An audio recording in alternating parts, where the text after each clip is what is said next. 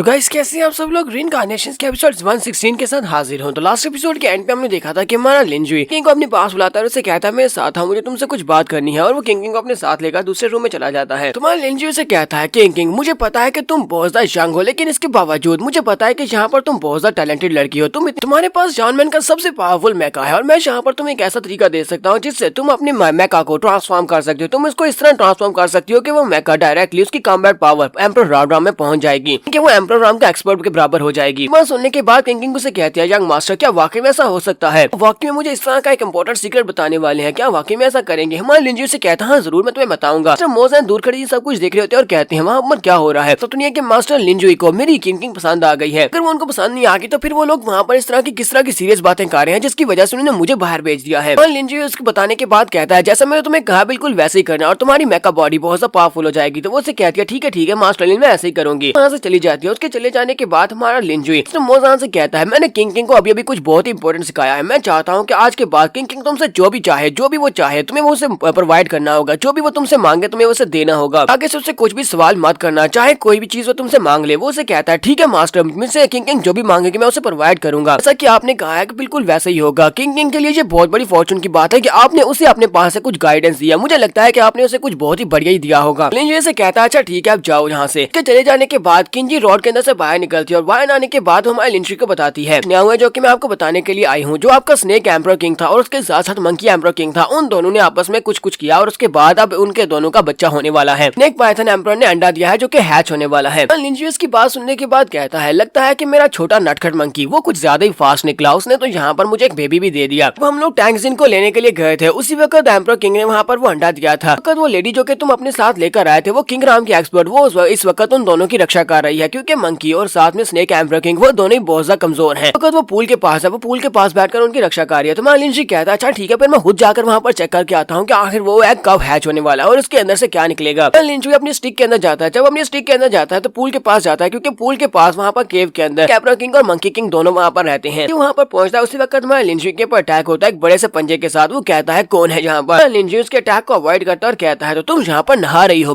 मुझे तो लगा था कि तुम यहाँ पर इन दोनों की रक्षा करने के लिए आई हो। जल्दी से अपने हाथ को पीछे खींचती है और कहती है तुम यहाँ पर क्या करने के लिए आए हो कमीने कहीं के, यहीं पर सीधे चले आए। लिंजुई से कहता है मैंने सुना है कि एक नया डीमन एम्परर यहाँ पर पैदा हुआ है तो मैं उसी को देखने के लिए आया हूँ। मैं यहाँ पर वो अंडा देखने के लिए आया हूँ जो कि 2 डीमन एम्परर किंग के मिलाप से बना है। तो वो उसे कहती है अच्छा ठीक है तुम अपने चेहरा दूसरी तरफ घुमाओ, मैं पहले कपड़े पहन लूं उसके बाद मैं दिखाती हूँ। उसे कहता है इससे क्या फर्क पड़ता है, मैं तो पहले सब कुछ देख चुका हूँ तो फिर इसको सबको छुपाने का क्या फायदा। काफी गुस्सा हो जाती है और कहती है बकवास बंद करो। तो वो स्नेक पाइथन एम्परर साथ मंकी किंग वो दोनों इस वक्त बहुत ज्यादा कमजोर नहीं होते। अंडा देने के बाद वो इतने कमजोर नहीं होते तो मैं अभी तक यहाँ पर उनकी रक्षा करने के लिए बिल्कुल भी नहीं होती। मैं यहाँ से चली गई होती। तुम यहाँ पर मेरी इंसल्ट किए जा रहे हो, तुम यहाँ पर मुझे इस तरह क्यों घूर रहे हो? तुम्हारा लिंजुई पीछे की तरफ मुड़ जाता है और उसे कहता है अच्छा ठीक है मैं तुम्हारे साथ बिल्कुल भी पंगा नहीं लूंगा। मुझे ये बताओ कि वो अंडा कहाँ पर है, मुझे उस अंडे को देखना है। उसे कहती है बस यहाँ से सीधा जाओ, वहाँ से राइट मुड़ो, वहाँ पर झाड़ियों के पीछे वो बड़ा सा अंडा पड़ा होगा। तुम्हारा लिंजुई वहाँ से सीधा जाता है, झाड़ियों के ऊपर से साइड के ऊपर निकलता है तो उसे वहाँ पर एक अंडा दिखाई देता है। वो अंडा काफी ज्यादा बड़ा है और उसके अंदर से काफी ज्यादा एनर्जी निकल रही होती है। लिंजुई वहाँ पर साथ ही उसकी मदर और फादर को भी देखता है, यानी मंकी किंग और साथ में स्नेक पाइथन किंग को भी देखता है। वो दोनों वहाँ पर बड़ी बुरी हालत में होते हैं, दोनों बहुत ज्यादा कमजोर लग रहे होते हैं। तो हमारा लिंजुई कहता है लगता है कि तुम दोनों ने जहाँ पर अपनी सारी एनर्जी इस अंडे को पैदा करने में लगा दी। तो ठीक है अब यहाँ पर तुम्हें थोड़ा खाना दिया जाए। तो अपने पास से कुछ क्रिस्टल्स निकालता है, वो उनको अपने क्रिस्टल्स देता है और कहता है चलो जल्दी से ये खा लो। तो दोनों जल्दी से उन क्रिस्टल्स को खाना शुरू कर देते हैं और थोड़ी देर के बाद वो लोग उन क्रिस्टल्स को खाकर